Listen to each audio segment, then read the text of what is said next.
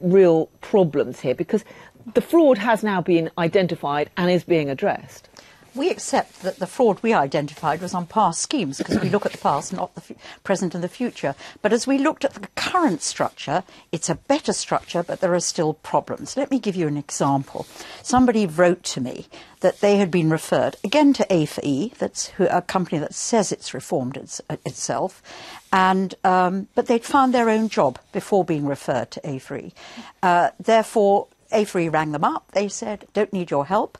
The company said, come in, sign the document, and we'll give you a £50 voucher. And the company then collects, I don't know, up to £2,000 for that particular person. I had another case of another provider where a gentleman had started his own business, was referred to a company. The company said, come in, show us your invoices, and we'll get you a grant for £2,000. He went in, got his invoices. They got paid for finding him work, which they hadn't done anything about. But he never got his grant. It didn't exist. But as you said, these are problems that have happened in the past. No, those are problems with the current scheme. Well, the government is now saying that it checks 100% of cases where companies claim individuals are in work. I mean, that is surely a big improvement on what was happening under the Labour government, isn't it? We're talking about both fraud and malpractice. And I think the two examples I gave you where I think it's a waste of public money. You don't pay a company if they haven't done the work. That's the first thing to say. The second thing is the department asserts that it's got things right. Now, this current programme has been going since June 2011. We're now 15 months on, and there is still not a statistic produced by the government to demonstrate whether or not they're meeting the objectives. But you would acknowledge that they have tightened up their procedures and their checks considerably since the days when the Labour government was using similar contracts. I think they have tightened up their procedures and checks. I think there are still risks, and I really do believe that the fact that they're not producing statistics leaves you with a worry and a concern that the programme is either not meeting its objectives, which is it's a £5 billion programme, Carole, to get over 3 million people into work, not meeting its objectives, or there's something wrong with it.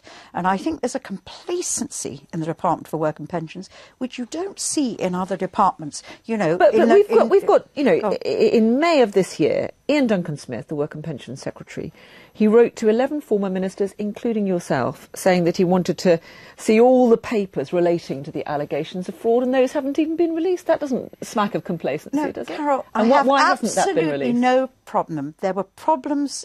My committee looked subjectively at past expenditure, and we have been totally clear.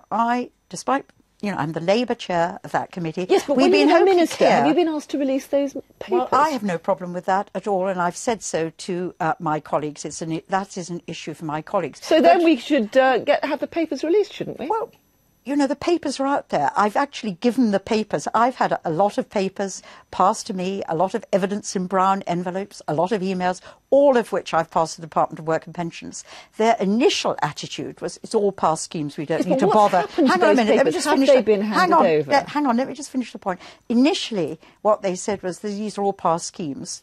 Everything's hunky-dory in the present system. I said it doesn't matter if they're past schemes and there was fraud. They need to investigate that properly. They're now doing so. And A4e, one of the companies that we talked about, is still got a cloud over it. And I must say, particularly in the context of the G4S statement today, I have a real concern about how the department or government decides whether or not it's a fit and proper company with which it should do business. If you had, I know you want to move on, but if you had a builder in your home who did a shoddy job, and we know A4e had one contract taken away from them, they've still got police looking at another. We know that Emma Harrison paid herself an £8.6 million dividend in 1 year out of a company that entirely gets its money out of public money. You wouldn't ask that company to work for you today. If that was a builder, you wouldn't ask them to retender. Yes, but A4e themselves saying that they have addressed the problems and they are fit and proper contractors to carry out the contracts. I mean, if you were in government now, are you saying that they're not fit and proper? Well, what I would say to you is, if that's the case, why does the government not let us see the statistics so that we can judge on A4e's performance whether or not they are fit and proper company?